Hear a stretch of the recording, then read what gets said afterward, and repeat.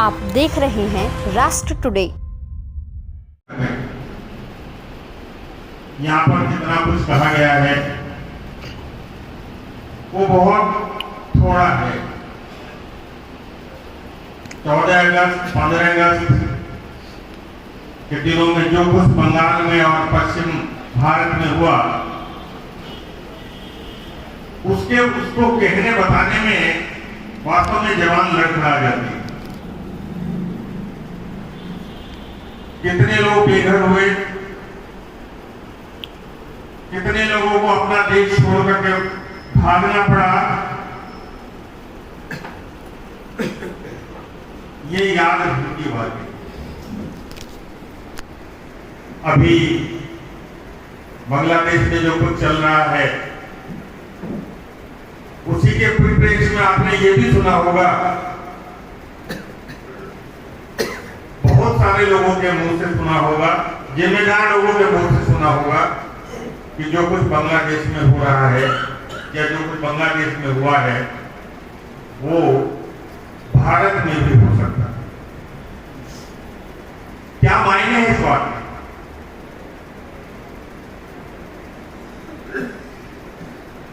इस पर हमें थोड़ा गंभीरता से विचार करने की आवश्यकता है। कौन लोग कह रहे हैं, और विश्वव्यापी स्तर पर भी अगर हम देखें, आज इंग्लैंड के अंदर, फ्रांस के अंदर, स्पेन के अंदर एक विशेष समाज के कारण से जिस प्रकार की परिस्थितियां पैदा कर दी गई हैं वो वास्तव में डराने वाली है। महेंद्र सचदेवा जी कह रहे थे कि हम लोग बारूद के ढेर पर बैठे। वास्तव में बारूद का ही ढेर है। पिछले दिनों हमने सुना था ये योगी मोदी आपको कब तक बचाएंगे, ध्यान होगा एक बात। हैदराबाद के नेता ने यहां तक कह दिया कि 15 मिनट के लिए जरा फौज पुलिस को हटा कर देखे और फिर हमारे हाथ में। हमारी क्या तैयारी है?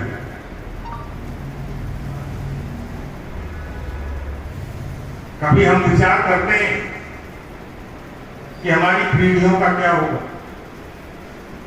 ये स्वतंत्रता के पहले गुलामी के काल में हुआ हो ऐसा ही नहीं है कि देश के आजाद होने के बाद भी हो।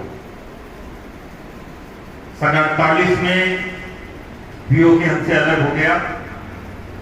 सन 62 में अक्साई चीन का काफी बड़ा हिस्सा चीन ने दबा लिया। फिर 90 में जिस प्रकार से कश्मीर को खाली कराया गया, कितनी बड़ी संख्या में वहां से लोग आए और हम कहते रहे कि कश्मीरी ब्राह्मण वहां से भगा दिए गए। और उन्होंने ब्राह्मण नहीं भगाए, उन्होंने तो हिंदू भगाए, वो कोई नहीं।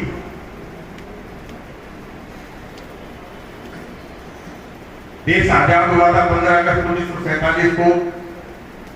खुशियां मनाई जा रही थी देश के अंदर, पर पश्चिमी भारत पर और बंगाल पर जिस प्रकार की विभीषिका उस समय टूट रही थी, जो कुछ वहां हो रहा था, दिल्ली में बैठे हुए लोग उसका गुमान जरा भी नहीं, उन्होंने ध्यान भी नहीं दिया कि क्या हो रहा है। किस प्रकार के चित्र आते हैं आज भी कि पूरी की पूरी ट्रेन, और किस तरह से लाशों से फटी हुई ट्रेन वो यहाँ पर आई, कितने लोग मार दिए गए, माताओं बहनों के साथ में किस प्रकार का व्यवहार हुआ, ये याद करने की चीज है। जब भारत सरकार कहती है कि विभाजन विभीषिका दिवस के रूप में 14 तारीख को हम लोग मनाएं, तो उसके पीछे का भाव केवल यही है कि वो दिन फिर से ना आए। वो घटनाएं जिस प्रकार की हुई थी वो घटनाएं फिर से हमारे आगे आने वाली पीढ़ियों के साथ न हो, इसके लिए हमें सतर्क होने की आवश्यकता है। संघ इस दिन को पूरे देश के अंदर अखंड भारत संकल्प दिवस के रूप में मनाता है। श्रीमान संजय जी बता रहे थे कि किस प्रकार से 7 बार देश का विभाजन हुआ।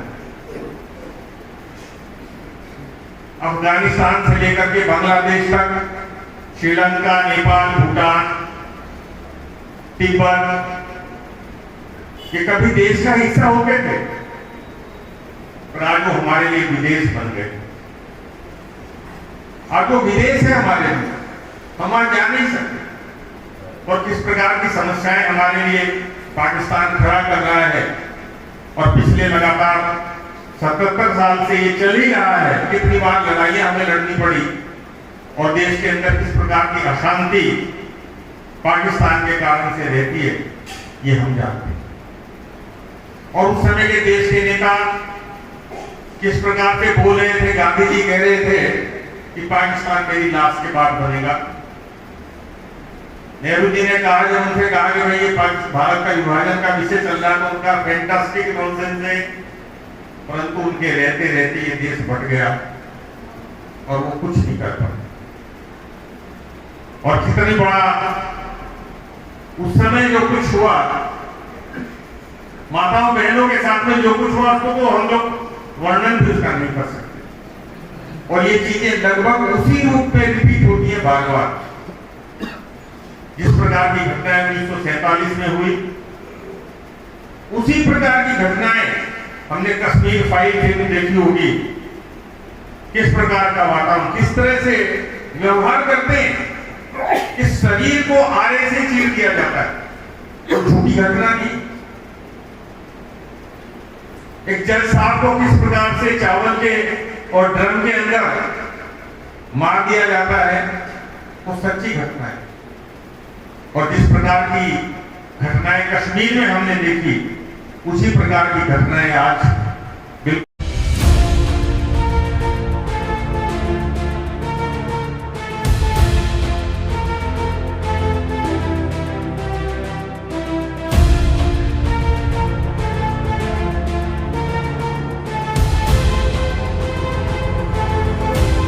आप देख रहे हैं राष्ट्र टुडे।